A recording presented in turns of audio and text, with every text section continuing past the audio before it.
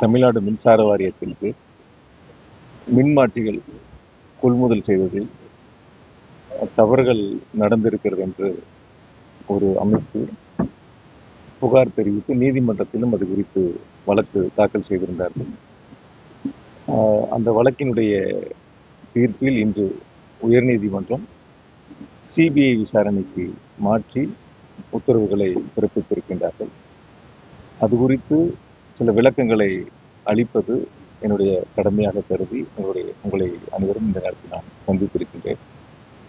குறிப்பாக மின்சார வாரியத்தை பொறுத்த வரைக்கும் மின்மாற்றிகள் கொள்முதல் என்பது 1987ஆம் ஆண்டு தொடங்கி அன்றைய நடைமுறைகள் என்ன பின்பற்றப்பட்டதோ அதே நடைமுறை தான் இன்று வரை தொடர்ந்து பின்பற்றப்பட்டு வருகின்றன. ஒரு டெண்டர் கோட் பண்ணும்போது 20 பேர் 30 பேர் அந்த டெண்டரில் கலந்துக்குவாங்க. சில பேர் L1 ப்ரைஸை கோட் பண்ணுவாங்க, ஒரே மாதிரியான ப்ரைஸ் இருக்கும். சில பேர் L2 ப்ரைஸ் ஒரே மாதிரியா இருக்கும். சில பேர் L3 ஒரே மாதிரியான ரேட்டை கோட் பண்ணியிருப்பாங்க. அந்த வகையில் பார்த்தா 1987 கூட ஒரு டெண்டரில் 2 பேர் L1 ஒரே ப்ரைஸை கோட் பண்ணியிருக்காங்க. அதே 87 திரும்ப 3 பேர் ஒரே ப்ரைஸை கோட் பண்ணியிருக்காங்க. அதுக்கு அடுத்து பார்த்தீங்கன்னா நீங்கள் வரிசையாக 2006 L1 ஒருத்தர்னா L2 23 பேர் ஒரே ப்ரைஸை கோட் பண்ணியிருக்காங்க. L3 அன்னைக்கு 18 பேர் ஒரே ப்ரைஸை கோட் பண்ணியிருக்காங்க. 2011-12 எடுத்தீங்கன்னா 29 நபர்கள் டெண்டரில் கலந்துக்கிட்டதில் L3யில் பார்த்தீங்கன்னா 17 பேர் ஒரே ப்ரைஸை கோட் பண்ணியிருக்காங்க. இப்படி 11-12 ஆரம்பித்து 13, 14, 13 அதே மாதிரி வரிசையாக இப்போ வரைக்கும் ஒரு கிட்டத்தட்ட ஒரு 30 டெண்டருக்கு மேலே போடப்பட்டதில் பார்த்தீங்கன்னா 16-17 17 பேர் ஒரு டெண்டரில் கலந்துக்கிறாங்க. அதில் 4 பேர் ஒரே ப்ரைஸை கோட் பண்ணுறாங்க, 11 பேர் L2வை ஒரே ப்ரைஸ் கோட் பண்ணுறாங்க. அதே 16-17 ஒருத்தர் L1, L2 18 பேர், L3 6 பேர். அதே 16-17 21 பேர் கலந்துக்கிட்ட டெண்டரில் L1 ஒருத்தர், L2 ஒருத்தர், L3 17 பேர்.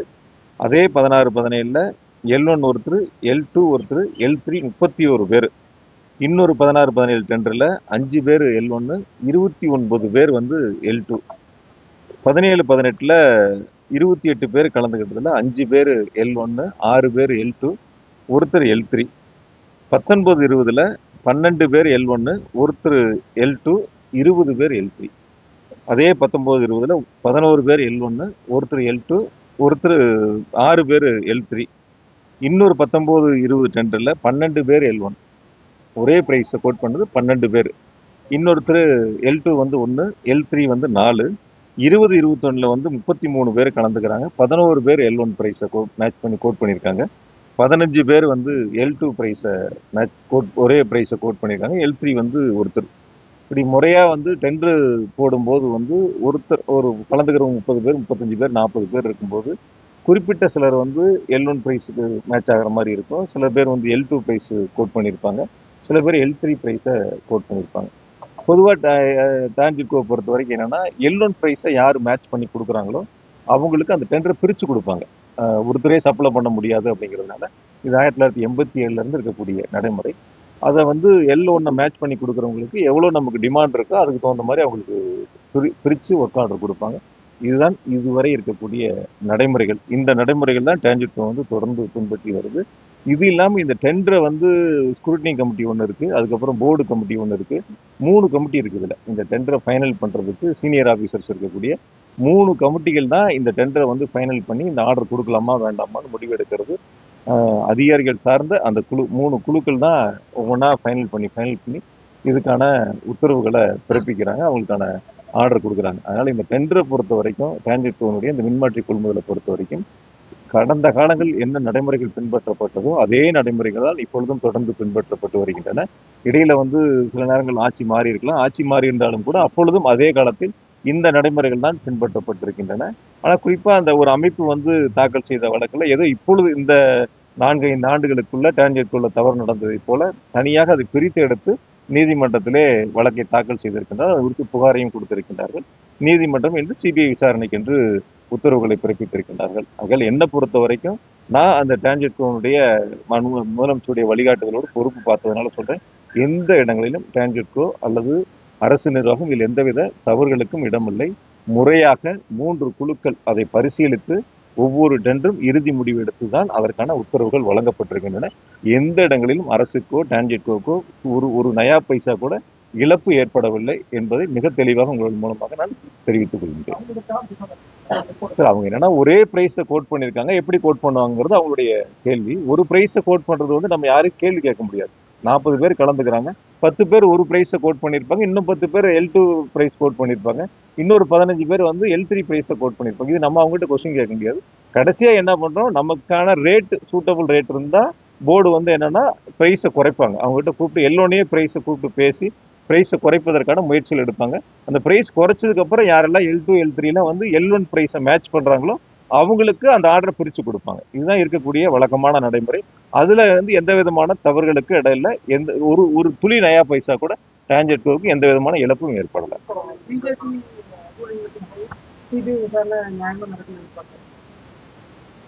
சிபிஐ விசாரணை நியாயமா நடக்குமா நடக்கலையான்னு விசாரணை ஆரம்பிச்சதுக்கு அப்புறம் நம்ம எப்படி போகுது என்னங்கிறத பொறுத்திருந்து பார்ப்போம். சில நேரங்கள் இதுல கூட வந்து சில அதிமுகவுடைய வழக்கறிஞர்லாம் கூட இதுல உள்ள கொண்டு வந்து போட்டாங்க. அதே அதிமுக கட்சி எடப்பாடி பழனிசாமி மேல கேஸ் போட்டப்ப ஹைகோர்ட்ல வந்து சிபிஐ விசாரணைன்னு சொன்னப்ப உச்சநீதிமன்றத்துல போய் அதுக்கு தடையாணை வாங்கினாங்க. இதெல்லாம் கடந்த காலங்களில் இருக்கக்கூடிய வரலாறுகள். அதெல்லாம் மறைச்சு இன்னைக்கு என்னமோ வந்து அவங்க இந்த வழக்குல தங்களையும் இணைச்சிருக்காங்க. அவங்க ஆட்சி காலத்துல இதுதான் நடந்திருக்கு. அது அவங்களுக்கு தெரியுமா தெரியலையான்னு தெரியல. இதுல வந்து நான் வந்து யாரையும் வந்து இது சரி தவறுன்னு சொல்ல, என்ன நடைமுறைகள் டான்ஜெட்கோ வந்து போர்டு என்ன நடைமுறைகள் பின்பற்றப்படுகிறதோ அதே நடைமுறைகள். ஏன்னா நீங்க ஒரு செய்தி வெளியிடுறது வந்து தொலைக்காட்சிகளா இருக்கலாம், பத்திரிகைகளா இருக்கலாம், சிபிஐ விசாரணைக்கு உத்தரவு அப்படிங்கிற ஒரு செய்தி மட்டும்தான் வரும். இதுக்குள்ள என்ன நடந்ததுங்கிறத முழு விவரங்கள் உங்களுக்கு தெரிஞ்சாதான் அதனுடைய அந்த அடிப்படையில நீங்கள் செய்திகள் வெளியிடுவதற்கு வசதியா இருக்கு. அதனாலதான் உங்களுக்கு நீங்க அழைச்சதுக்கான விளக்கங்களை கொடுத்துருக்கோம். இல்ல முகாந்திரம் இருந்தான் ஒரு ஒரு ஒரு சுயமான ஒரு விசாரணை வேணும் அப்படிங்கிறதுலதான் ஒரு பேரா தான் கடைசி பேரா படிச்சிருக்காங்க. முழு உத்தரவு இன்னும் வரல. நீதிமன்றத்தினுடைய முழு உத்தரவு இன்னும் வரல. அந்த ஆர்டர் கிடைச்சதுக்கு அப்புறம் தான் அதுக்குள்ள என்னென்னலாம் சொல்லியிருக்காங்க தெரியும். கடைசி பேரா மட்டும் வாசிச்சிருக்காங்க. அதனால அந்த கடைசி பேரா வாசிச்சு நாளைக்கு ஆர்டர் வர 2 நாள் ஆச்சுன்னா இன்னைக்கு நீங்க சிபிஐ விசாரணை மட்டும்தான் அப்படிங்கறது மட்டும்தான் தலைப்பு செய்தியா போடுவீங்க. அதுக்காக தான் இந்த விளக்கங்கள் கொடுக்குறோம். முழு ஆர்டர் வந்ததுக்கு அப்புறம் நான் உங்களை சந்திக்கிறேன். அப்ப அதுல என்னெல்லாம் சொல்லியிருக்காங்க என்னங்கிற கருத்து நான் திரும்ப நான் சொல்றேன். சார், இது நெருக்கடின்னு பார்க்கல. அதாவது வந்து ஒரு புகார் கொடுக்கக்கூடிய ஒரு அமைப்பு கூட ரொம்ப வசதியா இந்த 4 வருஷத்துல நடந்தது மட்டும் தனியா பிரிச்சு எடுத்து இது தவறு நடந்திருக்குன்னு சொல்லக்கூடியவங்க இல்ல. அவங்க 21க்கு அப்புறம் எடுத்து சொல்றாங்க. ஒரு 7 டெண்டர்ல இந்த மாதிரி நடந்திருக்கு, ஒரே பிரைஸை கோட் பண்ணிருக்காங்க. எப்படி அவங்க கோட் பண்ணாங்கன்னா அதுக்கு முன்னாடி 16 17ல நான் இப்ப எவ்வளவு டெண்டர் சொன்னேன், 18 19ல சொன்னேன். 87ல இருந்து இந்த நடைமுறை இருக்கு. அதெல்லாம் ரொம்ப வசதியா மறைச்சு இந்த 5 வருஷத்தை மட்டும் தவறு நடந்ததை போல அந்த அமைப்பு வந்து ஒரு சில கட்சிக்கு ஆதரவாக செயல்பட்டதா தான் நான் நினைக்கிறேன். அவங்க வந்து ஒரு சுயமா செயல்படல, ஒரு கட்சிக்கு ஆதரவா செயல்பட்டு நீதிமன்றத்தில் இது போன்ற ஒரு வழக்கை தாக்கல் செய்து இந்த உத்தரவுகளை பெற்றிருக்கின்றார்கள். பொறுத்திருந்து பார்ப்போம். சார், 87ல இருந்து இதே நடைமுறை சார். 16 17ல நான் இப்ப சொன்னல சார், 16 17ல 1 2 3 4 5 டெண்டர் இது மாதிரி இருக்கு. நிறைய டெண்டர் இது மாதிரி இருக்கு. நிறைய டெண்டர்கள் இது மாதிரி 17 18ல இருக்கு, 19 20ல இருக்கு, 20 21ல இருக்கு. ஒவ்வொரு வருஷமும் ஒரு 30 பேர் 40 பேர் இந்த டெண்டர்ல கலந்துக்குவாங்க. ஒரு 5 6 பேர் இல்ல ஒரு 10 பேர் L1 பிரைஸுக்கு ஒரே மாதிரியான பிரைஸை கோட் பண்ணியிருப்பாங்க. சில பேர் L2 பிரைஸ் ஒரே மாதிரியான பிரைஸ் இருக்கும். அது அந்த அமைப்பு தான் கேட்கணும். அவங்க தாக்கல் பண்ணதுல அந்த 5 வருஷம் மட்டும் இருக்கு. அந்த அமைப்பு தாக்கல் பண்ணதுல உறுதியா இருக்கும். இல்லாம எப்படி இருக்கும்? அந்த அமைப்பு வந்து இப்ப பேசக்கூடியவங்க போன ஆட்சியை பத்தி எதுவுமே பேசுறது இல்லையே. எங்க அரசாங்கத்தை பத்தி மட்டும் தானே பேசிட்டு இருக்காங்க. எங்க அரசாங்கத்தின் மேல மட்டும் தானே புகார் சொல்லக்கூடிய கருத்துக்களை முன்வைக்கிறாங்க. அதெல்லாம் அதுக்கப்புறம் இடையில எதுவும் பேசுனாங்களா சார்? அது சம்பந்தமா தொடர்ச்சியா ஏதாவது வழக்கு தாக்கல் பண்ணாங்களான்னு அதோட அதை முடிச்சுக்கிட்டாங்க. அதெல்லாம் கடந்த காலங்கள்ல. அதுக்கு பிறகு இந்த இடையில 5 வருஷத்துல அந்த வழக்கை பத்தி அவங்க எதுவுமே பேசுனதே இல்லையே. அந்த வழக்கை அவங்க தொடர்ந்து நடத்தினது இல்லையே. எடப்பாடி பழனிசாமி வந்து சிபிஐ உத்தரவு போட்டப்போ வந்து டெல்லியில போய் ஸ்டே வாங்கினாரு. அதுல கூட அவங்க சேர்ந்து தாக்கல் பண்ணிருக்கலாமே கேஸ்ல. அந்த மாதிரிலாம் அவங்க எதுவும் போகலையே. அதுக்காக சொல்றேன். இது சம்பந்தமா நீ வழக்கறிஞர்கிட்ட பேசி அரசு எடுக்க வேண்டிய நடவடிக்கை பொறுத்திருந்து அதை நம்ம கலந்து பேச முடியும்.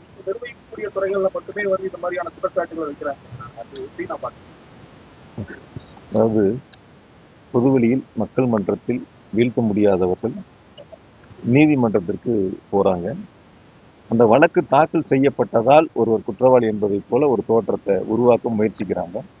அந்த வழக்கு தாக்கல் செய்யப்பட்டவுடன் அதிமுக இருக்கட்டும், பிஜேபியா இருக்கட்டும், அவங்களுடைய நிர்வாகிகளாக இருக்கட்டும், சமூக வலைத்தளத்திலையும் சில அவங்களுடைய பேட்டிகளையும் பார்க்கும்போது ஏதோ குற்றச்சாட்டு நிரூபிக்கப்பட்டதை போல அவங்களுடைய கருத்துக்களை பொதுவெளியில உங்ககிட்ட கூட செய்தியாளர் சந்திப்பில் கூட அந்த கருத்துக்களை தொடர்ந்து முன்வைக்கிறாங்க. அதுக்கு சில உதாரணங்களை இந்த தேர்தல் காலத்துல நம்மளும் பார்த்தோம். ஒரு உதாரணங்கள், அதாவது வடக்கு தொகுதியில பிஜேபியில போட்டியிட்ட அந்த வேட்பாளர் வந்து தெற்குல இருந்து அவங்க வடக்குக்கு போனாங்க. என்னை பத்தி சில கருத்துக்கள்லாம் அதுல கூறியிருந்தாங்க. அதுல ரொம்ப கடுமையான வார்த்தைகள்லாம் பயன்படுத்தி இருந்தாங்க. ஒரே ஒரு கேள்வி அவங்க கிட்ட கேட்கறேன். 2000 இப்ப நாடாளுமன்ற தேர்தல் நடந்து முடிஞ்சது. அந்த நாடாளுமன்ற தேர்தலில் பிரதமரும் உள்துறை அமைச்சரும் எடப்பாடி பத்தி பேசுனதை ஒரு தடவை அவங்க போட்டு பார்த்துட்டு அவங்க பதில் சொல்றேன். அந்த அதிமுக அரசாங்கத்தை பத்தி அரசாங்கம் ஆட்சியில் இருக்கும்போது கூட உள்துறை அமைச்சரும் மோடியும் பிரதமரும் என்ன வந்து அதிமுக பத்தி ஊழல் அரசாங்கம் எப்படிப்பட்ட அரசாங்கிறதெல்லாம் அவங்களாம் சொன்னாங்க. அதெல்லாம் வந்து அவங்களுக்கு தெரியும். அதெல்லாம் ஒரு முறை திரும்ப ஒரு முறை போட்டு பார்த்து மறந்துருப்பாங்க. ஏன்னா அவங்களுக்கு கொஞ்சம் மறந்ததுனால இதெல்லாம் ஞாபகம் இருந்திருக்காது. இப்போ நான் ஞாபகப்படுத்துறேன். ஒரு முறை அவங்க வந்து இதெல்லாம் போட்டு பார்த்துட்டு பிரதமர் என்ன பேசினாரு எடப்பாடி பத்தி அரசாங்கத்தை பத்தி, உள்துறை அமைச்சர் என்ன பேசினாங்க அந்த தேர்தலில் என்ன கருத்துக்கெல்லாம் முன் வச்சாங்கன்னு பார்த்துட்டு அதுக்கப்புறம் மற்ற அரசியல் எங்களை பத்தி பேசினாங்கன்னா நியாயமா இருக்கும். மக்கள்கிட்ட போய் சந்திச்சு வாக்குகளை கேட்டு வெற்றி பெற முடியாதவங்க தனிப்பட்ட முறையில தாக்குதல் விமர்சனங்கள் என்பது ஏதோ நீதிமன்றத்தில் வழக்கு தாக்கல் செய்யப்பட்ட உடனேயே தீர்ப்பு வந்ததை போல தண்டனை வழங்கப்பட்டதை போல ஒரு கருத்தை முன்வைக்கிறதுங்கிறது தான் என்னை பொறுத்த வரைக்கும் ஏற்படுவதில்லை. இப்படி பார்த்தா நிறைய அரசியல் தலைவர் மேல நிறைய அரசியல்வாதிகள் மேல கேஸ் இருக்கு. அது தீர்ப்பு வரணும். இப்ப டெல்லி வந்து முதலமைச்சர் மேல கெஜ்ரிவால் மேல கேஸ் போட்டாங்களே, என்னாச்சு? அந்த வழக்கு என்னாச்சு? ஒரு வழக்கினுடைய இறுதி தீர்ப்பு வருவதற்கு முன்பாகவே வந்து அதிமுக பிஜேபி எல்லாம் வந்து அவங்க மேல இருக்கிற கேஸ் எல்லாம் விட்டுருவாங்க. மற்றவங்க மேல இருக்கிற கேஸ் மட்டும் வசதியா எடுத்துக்குவாங்க. பொறுத்திருந்து பார்ப்போம்.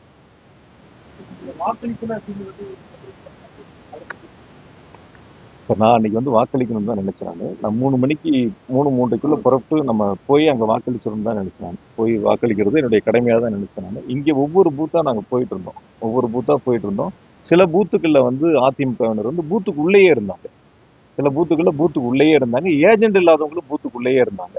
அதெல்லாம் வந்து எங்களுடைய ஏஜென்ட்டுகள் வந்து சுட்டி காட்டினா கூட சில இடங்கள்ல வந்து அவங்கள வெளியேற்றுறதுக்கு முயற்சி எடுத்தா கூட அவங்க ஒரு ஒரு ஒருமான உங்களுக்கு தெரியும் எப்படி வந்து இங்க ஒரு பிரச்சனையை உருவாக்குறதுக்கு சட்டம் ஒழுங்கை வந்து எப்படி வந்து கெடுக்கணும்னு நினைச்சாங்க.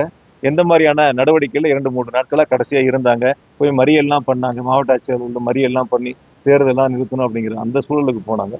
கடைசி அந்த 2 மணி நேரங்கள்ல ஒரு ஒரு ஒரு பரபரப்பான சூழல் இருக்கக்கூடிய அந்த காரணத்தினாலதான் நான் வாக்களிக்க போக முடியாத ஒரு சூழல் ஏற்பட்டது. ஏன்னா முழுமையா இங்க இருந்து பார்க்க வேண்டிய அவசியம் ஏற்பட்டதால் தான் நான் வாக்களிக்க போக முடியல. உள்ளபடியே நான் போகணும் 3 மணிக்கு புறப்பட்டு 5 மணிக்கு நாங்கள் போய் ஓட்டு போடணும்னு நினைச்சு கடைசி கட்டம் ஒரு பரபரப்பான ஒரு சூழல் ஏற்பட்டது. அந்த சூழலை தவிர்க்க வேண்டும். ஏதாவது வந்து இங்க ஒரு கடைசி 2 நாட்கள் ஏற்பட்டதை போல ஒரு பதட்டம் ஏற்பட்டு விடக் கூடாது என்ற காரணத்தினால்தான் முழுமையாக இங்கிருந்து நான் வாக்களிப்பதை கவனிக்கக்கூடிய அந்த பணியை நான் கையில் எடுத்தேன். வேற ஒன்றும் இல்லை சார். அதாவது நான் என்னுடைய காரணங்கள் சொல்றேன். அதாவது 2 விதங்கள். நான் கேண்டிடேட் தான் சார். நான் அதாவது வந்து அங்க போய் இங்க ஒரு பதட்டம் ஏற்படணுமா இல்ல அங்க போகணுமா நான் முடிவெடுக்கணும். அது என்னுடைய உரிமை. அது நீங்க சொல்ல வேண்டியது என்னுடைய உரிமை. அது நீங்க உங்களுக்கு ஒரு கடமை இருக்கிற மாதிரி எனக்கு ஒரு கடமை இருக்கு. வாக்களிப்பதும் கடமை. என்னுடைய தொகுதியில நான் போட்டியிடக்கூடிய தொகுதியில எந்த பதட்டமும் ஏற்பட்டு விடக்கூடாது. அது சுமூகமா தேர்தல் நடத்தணுங்கிறது என்னுடைய கடமை. 2 என்னுடைய கடமை தான். அந்த 2 கடமைகள்ல நான் புறப்படக்கூடிய சூழலை இங்க ஒரு பதட்டம் ஏற்பட்டது. அந்த பதட்டத்தை தவிர்க்க வேண்டும், தணிக்க வேண்டும்ங்கிறதுக்காக இங்க இருந்து நான் அந்த களப்பணியில பார்த்தேன். அதுல ஒன்றும் மாற்று கருத்து இல்லை.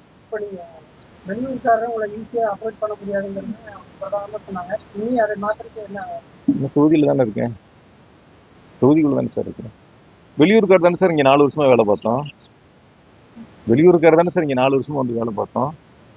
வெளியூருக்கார் தானே இங்க எல்லா திட்டங்களுக்கும் அடிக்கல் நாட்டுறதுக்கு முதலமைச்சரோட நிகழ்ச்சியில கலந்துகிட்டது.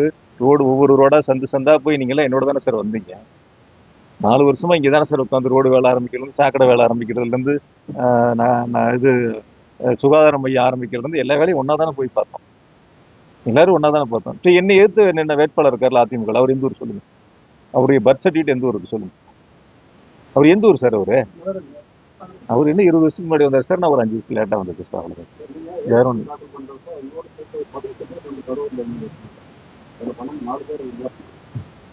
என்ன காரணமா இருக்கும்? பின்னாடி போய் பார்த்தா உங்களோட போட்டோஸ் இருக்கு, அவங்க க்ளோஸ்ல இருக்கு. இது உங்க மேல வச்ச குற்றச்சாட்டுனா அவங்க என்ன உங்களோட ஆதரவு நீங்க வந்து சரி. இப்போ நாடாளுமன்ற தேர்தல் இருந்தது, முன்னாடி நாடாளுமன்ற தேர்தல் நடந்தது. அப்போ சில பேர் போட்டிட்டாங்கல்ல. அதுல வேட்புமனு தாக்கல் பண்ணாங்க. அவங்களே எந்தெந்த ஊரை சார்ந்தவங்க? ஒருத்தர் 2 பேர் இருந்தா என்ன சார், 5 பேர் இருந்தா என்ன சார்? ஒருத்தர் 2 பேர் இருந்தா என்ன, ஒருத்தர் 2 பேர் இருந்தா சரி, 5 பேர் இருந்தா தவறா சார்? 5 பேர் இருந்தா தவறா சார்? அதான் அவங்கவுங்க விருப்பம் சார். அது சில பேர் என்ன தோக்கடிக்கிறதுக்காக கூட தாக்கல் பண்ணியிருக்கலாம். அப்படி இருக்கலாம்ல. இவர் நிக்கிறாரு, இவர் தோக்கடிக்கணும் அப்படிங்கிறதுக்காக கூட தாக்கல் பண்ணியிருக்கலாம். எங்க கரூர்ல நிக்கல, அவர் இங்க வந்துட்டாரு, நாங்களும் இங்க நிக்கிறோம், அவர் தோக்கடிக்கும் கூட தாக்கல் பண்ணியிருக்கலாம். அந்த மாதிரி எடுத்து பாருங்க. உறுதியா சார், எந்த ஒரு டிஎம்கே பொறுப்புல இருக்கிறவங்களும் அந்த மாதிரி வேட்புமனு தாக்கல் செய்ய மாட்டாங்க. அப்படி தாக்கல் செஞ்சா உறுதியா தலைமை நடவடிக்கை, அந்த மாதிரிலாம் இருந்தால் நடவடிக்கை எடுத்துவாங்க தலைமையில. சுயேட்சை அந்த மாதிரி யாரும் போட முடியாது, கட்சி பொறுப்புல இருக்கிறவங்க. அதுல இன்றைய பத்திரிகையாளர் சந்திப்பை பொறுத்த வரைக்கும் இந்த சிபிஐ விசாரணையுடைய உத்தரவு குறித்து உங்களுக்கு சில விளக்கங்களை கொடுப்பதற்காகத்தான் நாம் சந்தித்திருக்கின்றோம். இந்த உரிய விளக்கங்கள் என்பது ஏற்கனவே 87 நடைமுறை பின்பற்றப்பட்ட நடைமுறை தான் இப்பொழுதும் பின்பற்றப்படுகிறது. ஆகையால் மின்சார வாரியத்திற்கோ தமிழ்நாடு அரசிற்கு ஒரு நயா பைசா கூட எந்த விதமான இழப்பும் ஏற்படவில்லை. முழுக்க முழுக்க அந்த அமைப்பு என்பது அரசியல் காழ்ப்புணர்ச்சிக்காக யாரோ தூண்டுதலின் பெயரில் இந்த வழக்கை தாக்கல் செய்திருக்கின்றார்கள். நீதிமன்றத்தில் நிச்சயமாக இந்த வழக்கு குறித்து உரிய விளக்கங்களை கொடுத்து நாங்கள் நிரூபித்து வெளியிடுவோம்.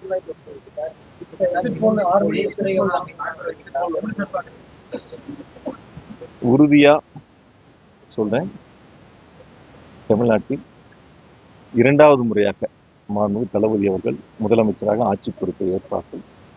அது உறுதி, எந்த விதமான மாற்று கருத்தும் இல்லை.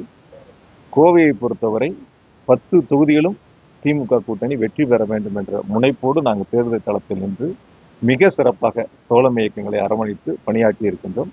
அந்த நாங்கள் எடுத்திருக்கின்ற முயற்சி 10க்கு 10 வெற்றி என்ற இலக்கை நோக்கி நாங்கள் பயணித்திருக்கின்றோம். நிச்சயமாக வெற்றி பெறுவோம். மேற்கு மண்டலத்தை பொறுத்தவரை 35 தொகுதிகள் மாண்பு முதலமைச்சர்கள் என்னிடத்தில் பணியாற்றக்கூடிய வாய்ப்பை தந்த தொகுதியில் 35 தொகுதியிலும் வெற்றி பெற வேண்டும் என்ற முனைப்போடு தான் நாங்கள் தேர்தல் பணிகளை முன்னெடுத்திருக்கின்றோம். நிச்சயமாக நாங்கள் வெற்றி பெறுவோம். இந்த தேர்தல் களத்துல அதிமுக திமுக 2 பேருமே சம அளவுல பணத்தை வீழ்ச்சி வந்திருக்கிறார்கள் என்ற அந்த குற்றச்சாட்டை மறுக்கிறீங்களா? அதாவது ஒரு சுயேட்சை கூட ஒரு குற்றச்சாட்டு சொல்லுவாங்க. சுயேட்சை கூட ஒரு குற்றச்சாட்டு சொல்லுவாங்க. இப்ப நீங்க என்னோட தொகுதியில இருக்கிற அதிமுக போய் தேர்தலை நிறுத்தணும் அப்படின்னு போய் ரோட்ல பாக்குறாரு. அவர் தோல்வின்னு வரும்போது அந்த தோல்வியை மறைப்பதற்கு அல்லது தோல்வியை ஏற்றுக்கொள்ள முடியாதவர்கள் பல்வேறு குற்றச்சாட்டுகளை சொல்லுவாங்க. அந்த குற்றச்சாட்டுகள்ங்கிறது நிரூபிக்கணும்ல. யார் மேல வேணாலும் எந்த குற்றச்சாட்டுகள் வேணாலும் சொல்லலாம். எந்த குற்றச்சாட்டுகள் வேணாலும் சொல்லலாம். என் மேல எவ்வளவு குற்றச்சாட்டுகள் சொன்னாங்க. 5 எலெக்ஷன்ல ஜெயிச்சிருக்கேன், இப்ப 6வது எலெக்ஷன். அவங்க எல்லாம் என்னன்னா மக்கள் மட்டத்துல போய் மக்களை சந்திச்சு வீழ்த்த முடியாதவர்கள் தனிப்பட்ட முறையில காழ்ப்புணர்ச்சிக்காரமா பல்வேறு குற்றச்சாட்டுகளை முன்வைக்கிறத வாடிக்கையா வச்சிருக்கிறாங்க. அந்த குற்றச்சாட்டுகள் சரியா தவறாங்கிறது தீர்மானிக்கிறது மக்கள் தான். 4ஆம் தேதி வாக்கு எண்ணிக்கை முடியட்டும் சார். நம்ம எல்லாம் ஒரே வாக்கு மையத்துல தான் இருக்க போறோம். வாக்கு எண்ணிக்கை முடிந்து அன்னைக்கு நான் உங்களுக்கு சந்திப்பேன் கண்டிப்பா. அன்னைக்கு பேசுவேன் எனக்கு எப்படி இருக்கு. குறிப்பிட்ட ஒரு கூட்டம் வந்து அவர் வந்து முதல்வராக வந்து இருக்காங்க. அதே சமயம் வாக்கு முடிவு போயிருந்தா தோல்வி அடைஞ்சா தவறான முடிவுகள் இருக்க வாய்ப்பு தலைவர் வந்து ஒவ்வொருத்தரும் ஒருத்தருடைய கருத்து சொல்லுவாங்க சார். அந்த கருத்துக்கு நம்ம பதில் சொல்ல வேண்டியது அவசியம் நமக்கு கிடையாது. எனக்கு அது கிடையாது. நீங்க ஒரு கருத்து சொல்லலாம், சார் ஒரு கருத்து சொல்லலாம், அவர் சார் இன்னொரு கருத்து சொல்லலாம். அது உங்களுடைய கருத்து. அதுக்கு நான் பதில் சொல்லி விளக்கம் சொல்ல வேண்டிய அவசியம் கிடையாது. எங்களுடைய நிலைப்பாடு நான் தெளிவா இருக்கிறோம். ஆரம்பத்தில் உங்கள்கிட்ட சொன்னதுதான் 5 ஆண்டு காலம் முதலமைச்சருடைய சாதனைகளை மக்கள்கிட்ட சொன்னோம். அடுத்த 5 ஆண்டுகளும் நிறைவேற்றக்கூடிய வாக்குறுதியை மக்கள்கிட்ட சொன்னோம். மக்கள் அதை ஏற்றுக்கொண்டார்கள். உதயசூரியனுக்கும் தோழமை இயக்கங்களுக்கும் வாக்களித்திருக்கின்றால் நிச்சயம் வெற்றியை வழங்கக்கூடிய வாக்களை செலுத்தியிருக்கின்றார்கள்.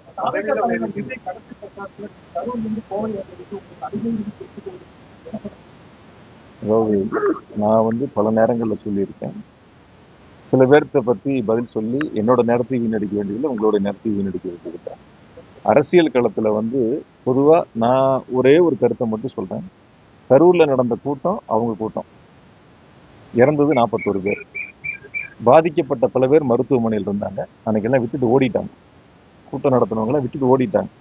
நான் தான் போய் ஹாஸ்பிட்டல்ல நின்னேன். கூட மற்ற கட்சிகளும் வந்தாங்க, நான் வரலன்னு சொல்ல. அங்க லோக்கல்ல நாங்க தான் போய் நின்னோம். போய் நின்று மக்களுக்கு தேவையான உதவிகளை செஞ்சோம். அதனால வந்து விட்டுட்டு ஓடி போறவங்களை பத்தியோ மக்களை பத்தி சிந்திக்காதவங்களை பத்தியோ நம்ம பேசி நேரத்தை வீணடிக்க வேண்டியது.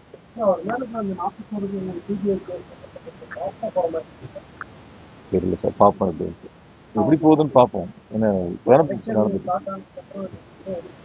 பார்ப்போம் சார். பொறுத்திருந்து பார்ப்போம். அதனுடைய முடிவு எப்படி வருதுன்னு பார்ப்போம். எந்த மாதிரி இருக்குன்னு பார்ப்போம். திமுக ஆட்சி அமைச்சோம் இதே உங்களோட தீர்ப்பு யாருக்கு யார் வசதியா வேணாலும் சொல்லிக்கலாம் சார். யாருக்கு யார் வசதியா வேணாலும் சொல்லிக்கலாம். அது ஒன்றும் பிரச்சனை இல்லை. நான் தெளிவா சொல்றேன், இறுதியா சொல்றேன், உறுதியா சொல்றேன். 2வது முறையாக மாண்பு தளபதி அவர்கள் முதலமைச்சராக ஆட்சி பொறுப்பை ஏற்றார்.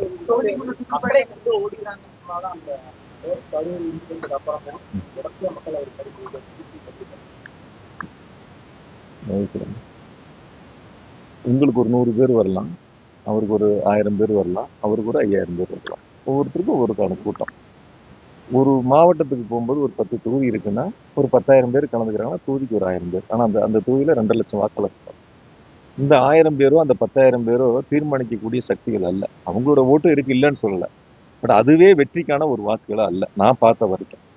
அதனால எந்த இடங்கள்லயும் வாக்கு எண்ணிக்கை 4ஆம் தேதி முடியட்டும். எவ்வளவு வாக்குகள் வருது, யாராருக்கு எவ்வளவு வருது அப்படிங்கறத பொறுத்திருந்து பார்ப்போம். அன்னைக்கு நம்ம பேசுவோம். ஒண்ணு மட்டும் நான் உங்களுக்கு ரொம்ப தெளிவா சொல்லிடுறேன். நான் இங்கே சொன்னேன் பலமுறை, அன்னைக்கு ஒரு பேட்டியில கூட சொன்னேன். சில தொலைக்காட்சிகள் என்னன்னா கேட்டுக்கிட்டே நிக்கிறாங்க. கேட்டை திறக்கிறது ஒரு லைவு, காரு ரோட்ல எம்டியா போறது ஒரு லைவு, ஏர்போர்ட்டுக்கு வர்றது ஒரு லைவு.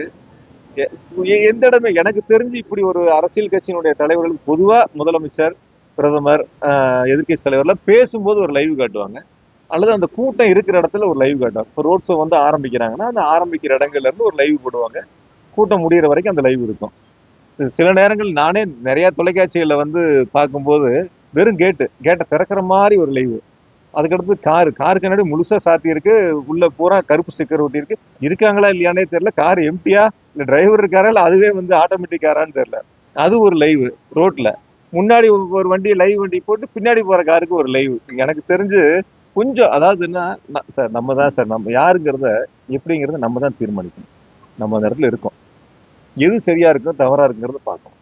ஒரு பேசக்கூடிய இடங்கள்ல, ஒரு பப்ளிக் க்ரௌடு இருக்கிற இடங்கள்ல லைவ் காட்டுறவங்களுக்கு யாரு பொதுவாக சொல்ல வரக்கூடிய நாட்கள்ல யாருக்கா இருந்தாலும் சரி, யாரையும் நான் தனிப்பட்ட முறையில் இன்னாருன்னு சொல்லல, யாருக்கா இருந்தாலும் சரி நம்ம அந்த இடங்கள்ல சரியா செய்யணுங்கிறது என்னுடைய கருத்து. அவ்வளவுதான். உங்களுக்கு பிடிச்சா நீங்க போறீங்க, எனக்கு பிடிச்சா நான் போறேன், சாருக்கு பிடிச்சா சார் போறாரு, விடுங்க. ஆமா, உறுதியா பண்ணியிருக்கேன். அடுத்த கட்டத்துக்கெல்லாம் ரெடி ஆயிட்டேன். 11 வார்டுக்கும் 11 ஆபீஸ் போட போறோம். இடம் பார்த்துட்டு இருக்கோம். ஒரு வார்டுக்கு ஒரு ஆபீஸ் போட போறோம். ஒவ்வொரு வார்டுலயும் ஒரு எம்எல்ஏ ஆபீஸ் இருக்கும். நிச்சயமா அதுக்கான இடங்கள் இப்ப பார்த்துட்டு இருக்கோம். 4ஆம் தேதி வாக்கு எண்ணிக்கை முடிஞ்ச உடனே 1 மாத காலத்துக்குள்ள அப்படியே அலுவலகங்கள் ஏன் வரட்டுங்க, எங்களுக்கு நம்பிக்கை இருக்குங்க ஜெயிப்போன்னு. ஏங்க சொல்லிட்டு போறாங்க சார், எல்லாரும் சுயேட்சை கூட தான் சார் சொல்லுவாங்க நான் ஜெயிப்பேன்னு சொல்லிட்டு. நாங்க இடங்கள் பாக்குறதுக்கான வேலைகள் தொடங்கி உறுதியா எங்க மேல எங்களுக்கு நம்பிக்கை இருக்கு, மக்கள் எங்க மேல நம்பிக்கை வச்சிருக்காங்க. அதனால சொல்றேன் நான்.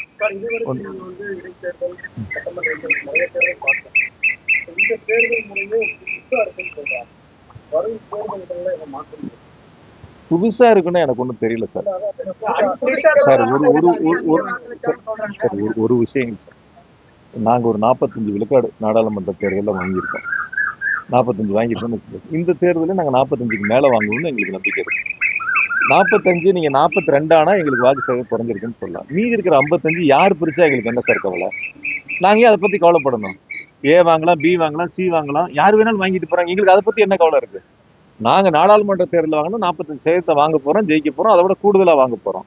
நீ 3 பேர் போட்டி போட்டா எங்களுக்கு என்ன, 4 பேர் போட்டி போட்டா எங்களுக்கு என்ன? அதை பத்தி நாங்க ஏன் இவங்க எவ்வளவு வாங்குவாங்க, அவங்க எவ்வளவு வாங்குவாங்க, எங்களுக்கு அந்த கவலையே கிடையாது. எங்களுக்கு அதை பத்தி யோசிக்கிறதுக்கான நேரமும் கிடையாது. எங்க ஓட் பேங்கை நாங்க தக்க வைக்கிறோம். எங்க மக்கள், எங்களுக்கு வாக்களிக்கக்கூடிய மக்கள் இந்த தேர்தலில் வாக்களிப்பது தயாரா இருந்தாங்க, வாக்களிச்சாங்க. நன்றி. பொறுமையா